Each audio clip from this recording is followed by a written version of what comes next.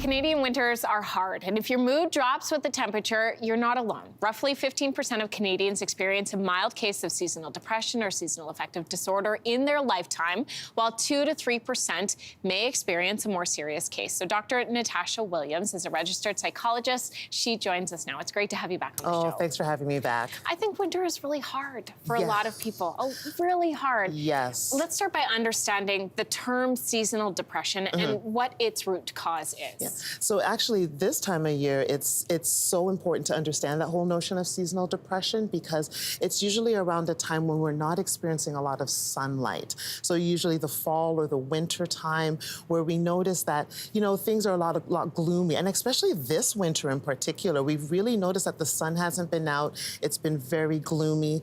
And what happens is that what we're noticing now is we notice an increase in depressive symptomatology. You're noticing people are withdrawing more. You know, some people are a lot of like sadness, very low in mood, isolating self, not engaging in activities, and really just staying home a lot. And that's what's contributing to a lot of the depression now. Well, if we look at the stats as well, as a meteorologist, obviously I talk about this all day, but like there are real stats around this. The city of Toronto actually broke a record for rain and fog in December, recording more than 200 hours of fog and rain nearly half the month. In the prairies, last week alone, there were days upon days upon days of dense fog with not a drop of sunlight mixed in. No, absolutely. So, it makes sense. Without the sun shining down on us, what can we do about light? Well, one of the great ways to work with seasonal depression is light therapy.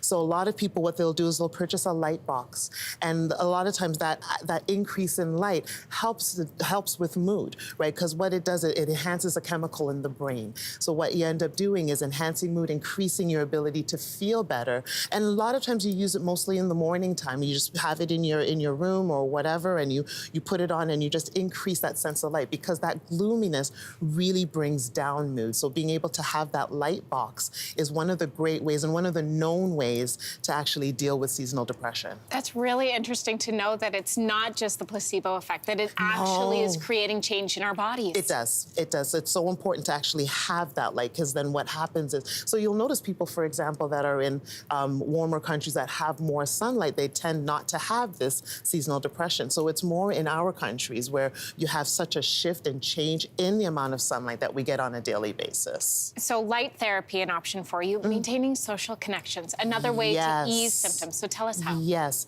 So a lot of times with depression, one of the things is isolation. You tend to push away your social supports. So being able to maintain those social connections actually enhances mood. So being able to, you know, go out with your friends, be connected with your family, and not only just personally, but also being able to connect, you know, through, you know, social medias and all that, being able to just be connected, because the less you are isolated, the less likely that you'll notice those depressive symptoms. And it can be really hard. I know when I first sought out therapy, one of the biggest things my therapist said was you have to go make friends, and it can feel really hard to do that.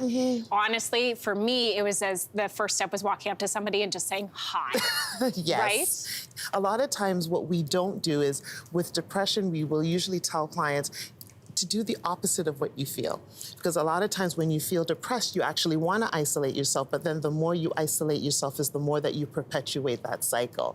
So being able to break that cycle by saying, how do I connect? And even if it's with one person, then that actually just starts to break the strength of the depressive symptoms. I imagine a routine is also incredibly helpful. Yes, self-care.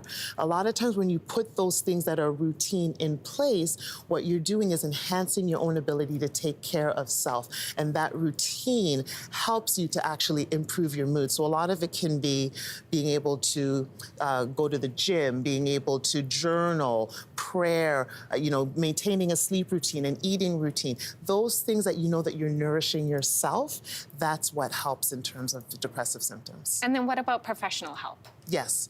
A lot of times people don't think that professional help is there, but things like cognitive behavioral therapy, so how your thoughts affect your feelings, affect your behavior, CBT is one of the known ways to actually work on those depressive symptoms. The other thing is looking at medication as well as a way to actually deal with some of those more severe depressive symptoms. Doctor, thanks for coming in this morning. Oh, thank you again for having me.